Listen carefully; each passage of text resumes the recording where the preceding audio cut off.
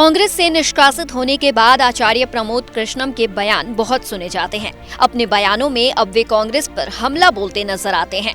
हाल ही में उन्होंने एक बयान और दिया है जिसकी वजह से वो एक बार फिर से चर्चा में आ गए हैं। उन्होंने राहुल गांधी और मुंबई में हुई इंडिया गठबंधन की रैली पर प्रहार किया है।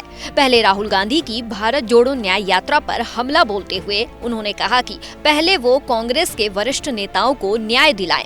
उन्होंने कहा कि राहुल गांधी ऐसे नेता हैं कि अब उनके बयानों पर टिप्पणी करना व्यर्थ है। कि राहुल गांधी जी एक ऐसे नेता हैं जिनके ऊपर अब कुछ भी नहीं कहा जा सकता, कोई टिप्पणी करना व्यर्थ है। सबसे ज्यादा अन्याय कांग्रेस पार्टी के भीतर वरिष्ठ नेताओं के साथ हो रहा है। पहले उन्हें न्याय दिलाने का काम राहुल जी करें, उसके बाद ये न्याय यात्रा करें। और जब इतनी बड़ी पदयात्रा कर ली तो इस बस यात्रा का कोई प्रयोजन नहीं बचता है।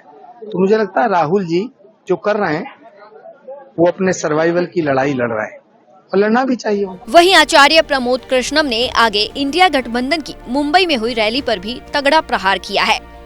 उन्होंने कहा कि गठबंधन के सारे दल और नेता एक दूसरे को उल्लू बना रहे हैं, एक दूसरे की पीठ में छुरा घोंपने की तलाश में हैं, एक दूसरे को खत्म कर रहे हैं।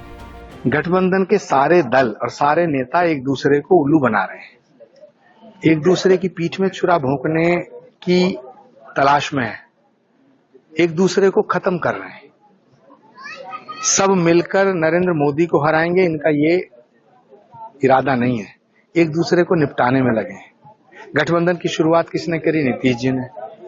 उन्होंने 13वीं कर दी इस इंडिया गठबंधन की। फिर जयंत चौधरी जी इनके साथ थे, उन्होंने इसका श्राद्ध कर दिया। अब कोई बड़ा नेता देखना इसका जनगणमन कर देगा।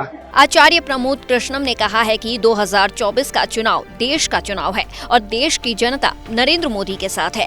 उनके बयान ने ये साफ कर दिया है कि उनका झुकाव किस ओर है। बता दें, आचार्य प्रमोद कृष्णम को हाल ही में कांग्रेस पार्टी से अनुशासनहीनता के चलते निकाल दिया गया था, जिसके बाद वो अब कांग्रेस के खिलाफ अक्सर बयान देते हुए सुने जाते हैं।